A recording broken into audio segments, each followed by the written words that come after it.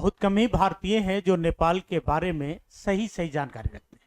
आज मैं उस नेपाल के बारे में तथ्यात्मक जानकारी देने का प्रयास कर रहा हूँ। नेपाल आधिकारिक तौर पर संघीय लोकतांत्रिक गणराज्य रहा है और दक्षिण एशिया में स्थित एक लैंडलॉक देश है। यह मुख्य रूप से हिमालय क्षेत्र में स्थित है, जबकि इसका दक्षिणी भाग गंगा के मैदानी क्षेत्र से जुड़ा हुआ है। नेपाल के उत्तर में तिब्बत तथा दक्षिण पूर्व और पश्चिम में भारत स्थित है। भौगोलिक दृष्टि से नेपाल अत्यंत विविधतापूर्ण देश है। यहाँ उपजाऊ मैदान, घने वनों से आच्छादित पहाड़ियां तथा विश्व की 10 सबसे ऊंची पर्वत चोटियों में से 8 नेपाल में स्थित है, जिनमें माउंट एवरेस्ट भी शामिल है। नेपाल एक बहुजातीय, बहुभाषी, बहुधार्मिक, बहुसांस्कृतिक राष्ट्र है। नेपाली इसकी आधिकारिक भाषा है और राजधानी काठमांडू देश का सबसे बड़ा शहर भी है।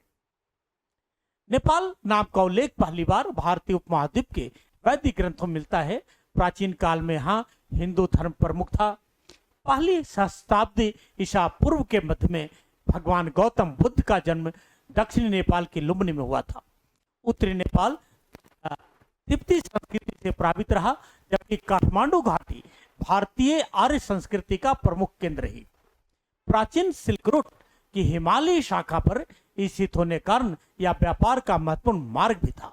18वीं शताब्दी में गोरखा साम्राज्य ने नेपाल का एकीकरण किया। इसके बाद शाह राजवंश ने नेपाल राज्य की स्थापना की। आगे चलकर राणा शासन के दौरान ब्रिटिश साम्राज्य के साथ मैत्रीपूर्ण संबंध स्थापित हुए। नेपाल कभी भी किसी विदेशी शक्ति का औपनिवेशिक राज्य नहीं बना। नेपाल 1951 से संसदीय लोकतंत्र की ओर बढ़ा। हालांकि 1960 और 2005 में राजशाही ने 2 बार लोकतांत्रिक व्यवस्था को निलंबित किया।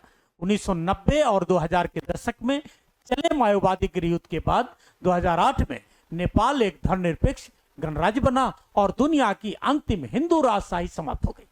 2015 में लागू नए संविधान के अनुसार नेपाल को 7 प्रांतों में विभाजित एक धर्मनिरपेक्ष संघीय संसदीय गणराज्य के रूप में स्थापित किया गया।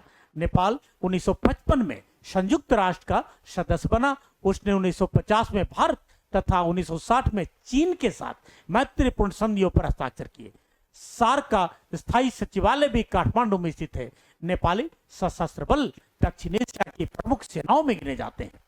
2011 की जनगणना के अनुसार नेपाल की लगभग 44.6% आबादी नेपाली, 11.7% मैथिली, 6.0% भोजपुरी, 5.8% थारू, 5.1% तमांग तथा लगभग 3% लोग बज्जिका भाषा बोलते हैं।